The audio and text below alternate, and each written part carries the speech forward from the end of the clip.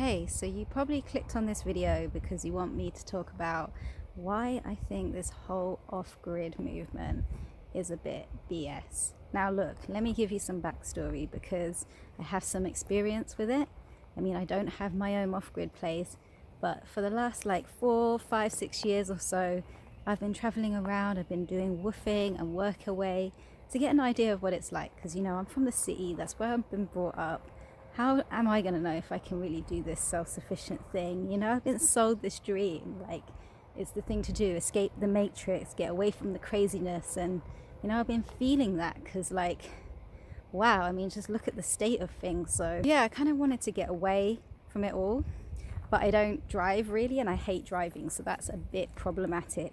And I wanted to find like a place where there's some community, but I can have my own space.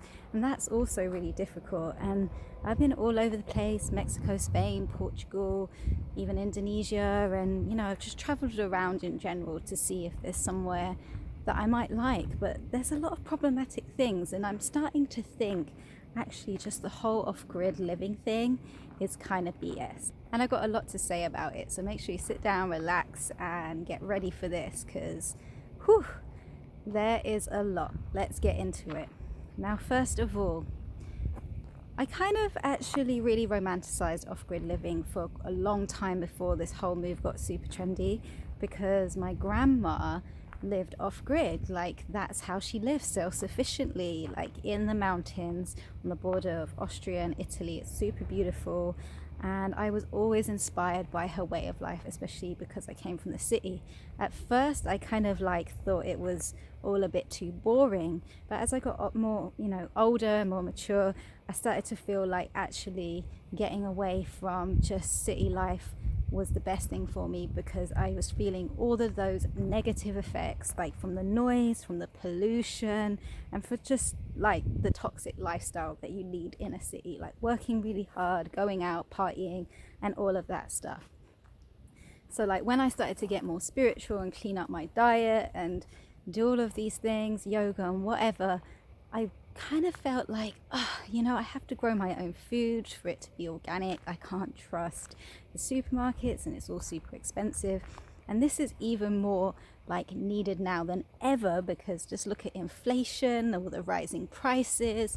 I can't even afford food at the moment. So I sort of do want to have my own veggie garden. I've been trying to get an allotment. I'm on this waiting list. I've been on it for time. But yeah, I'm still looking for land, but like I said, problematic. You don't have a car, you have to drive. I mean, all of these things actually pollute the world more, in a sense. If we all did this trend of living off grid, we would all need our own cars to get in and out of our off-grid homestead.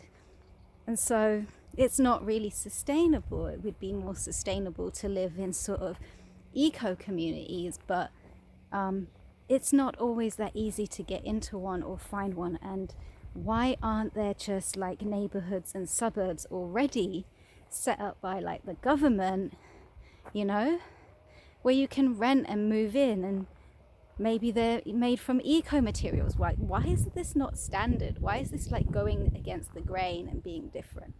But anyway, I was talking about my grandma, and she was kind of saying how difficult her life was being self-sufficient, and that's why they chose to move to the village, get electricity from the grid, and start doing a little business, and stop having to work on the land all the time. I mean, she had a little veggie garden still, but she had to grow enough food to sell. She was carrying sacks of potato up the mountain.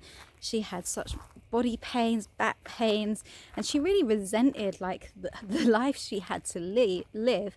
And she did all she could to bring us into the 21st century, our family, so we could live a different life. And then here's me trying to go back. It just doesn't feel right somehow. The other thing is security. My grandma always used to go on about bandits coming in. I used to laugh. I was like, what are you talking about? But then as I started to volunteer in some off-grid places, people were talking about gypsies. I think it's a little bit racist, but hey, I don't know what's going on.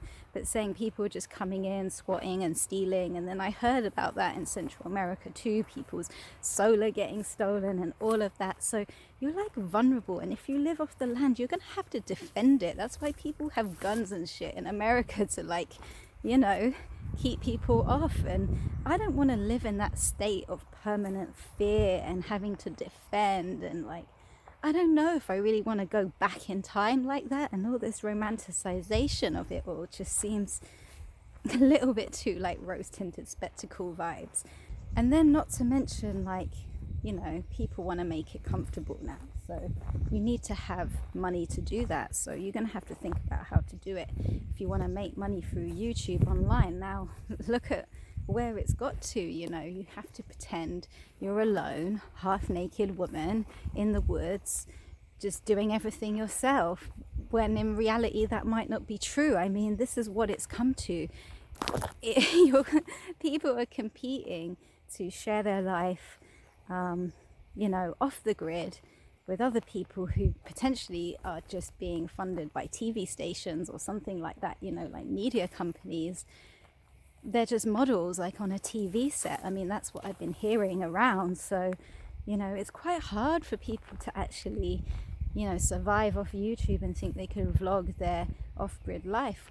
Okay, sure, some people are doing amazing from it, but how long will it even last for? So you have to be really, you know, on it and think realistically how you're going to make your money, like long term.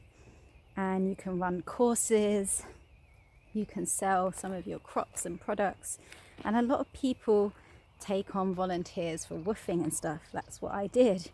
But I found it to actually be super exploitative as well. And, you know, people just use you and you move on, and all that work you put into someone else's thing, but you have no piece of it. And I just really worry about all these young people now coasting along doing their woofing, and sure, they're getting experience, but how are they ever going to get money to actually like do it themselves and live it themselves?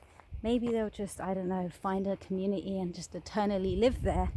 But I think, you know, it's not enough. It really feels like a, you know, on the fringes kind of movement, and we actually need it to be a global wide thing where people want to live more sustainably, where people have the ability to grow their own food and have like an eco house, like without having to just, you know, rough it or go completely all out into the middle of nowhere and need cars and all of this stuff to get there. It just doesn't ecologically make any sense, like for the future of our rising populations. Look, if you're living off grid and it's working for you, that is great. Like, I'm not saying you shouldn't do that. Everyone's got their different path, and you know, that's fine.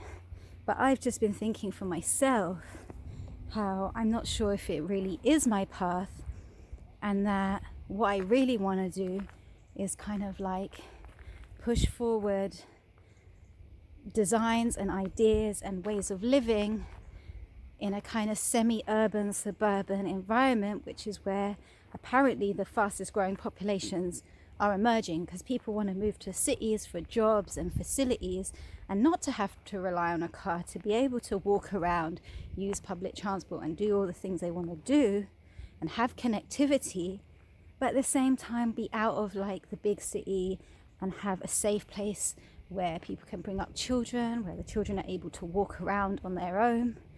Like all of these new developments, a lot of them are really unsustainable. And I think, you know, I want to be part of a movement to create like the future of these sustainable neighborhoods and places, and, you know, and doing it at the expense of the fact that like I do need somewhere to live myself. And it's been a big question that's always been hanging over my head my whole life. Like, how do I have a base? How do I survive and look after myself? And I've really hated having to do this 9-to-5 thing, or these jobs that steal your energy, when, you know, you can work with people, you can work together. So a video I watched recently was this apartment block, and they had this growing area, and basically people only had to give 1 hour a month, and they had all the food that they needed, all the veggies they needed. That's all you had to put in time wise to growing your own vegetables, because you were doing it as a community.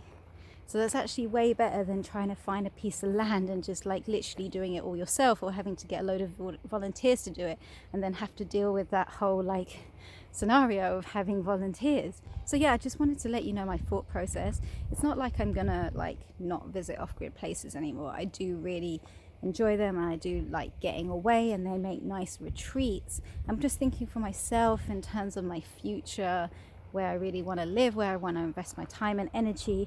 Is this really what I want to do, or am I being kind of brainwashed into it, or has basically the veil been lifted? I've tried it out, and realistically it's not something I think I can do on my own.